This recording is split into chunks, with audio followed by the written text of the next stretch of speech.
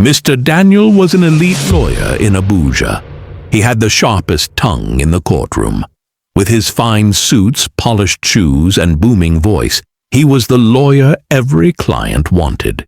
He was respected, admired, and feared. But behind the confidence and the loud "Objection, my lord," was a man quietly battling a sickness he chose to ignore. It began with small signs.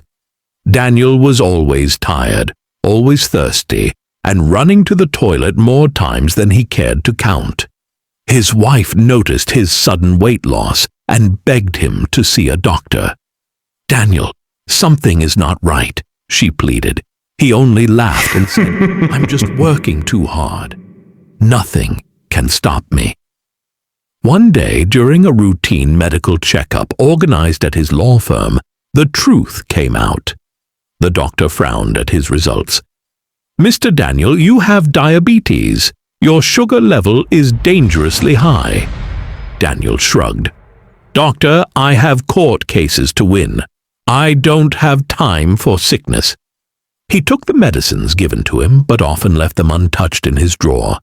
Instead of eating carefully, he continued his love for late-night meals, soft drinks, and endless cups of sweet coffee to stay awake while preparing his legal documents.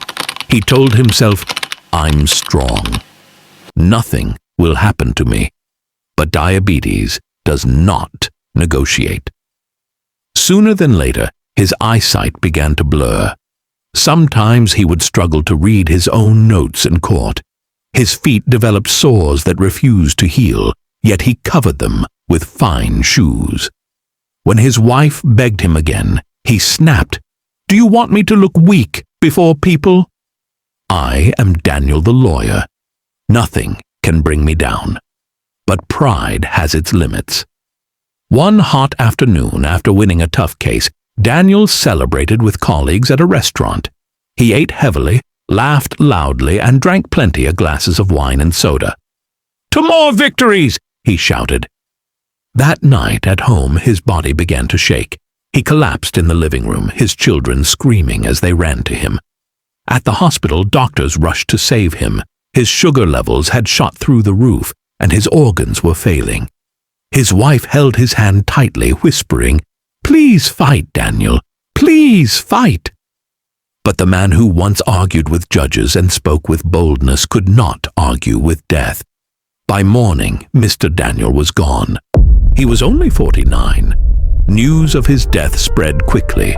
Friends shook their heads in disbelief. "How can such a brilliant man die just like that?" they asked. The truth was simple. He ignored the sickness that was killing him slowly. Mr. Daniel's last meal became his last celebration, a painful reminder that no matter how educated or powerful we are, health is something we must never ignore. His story lives on as a warning. Diabetes is not a disease to be taken lightly, and pride can cost more than a man is willing to pay.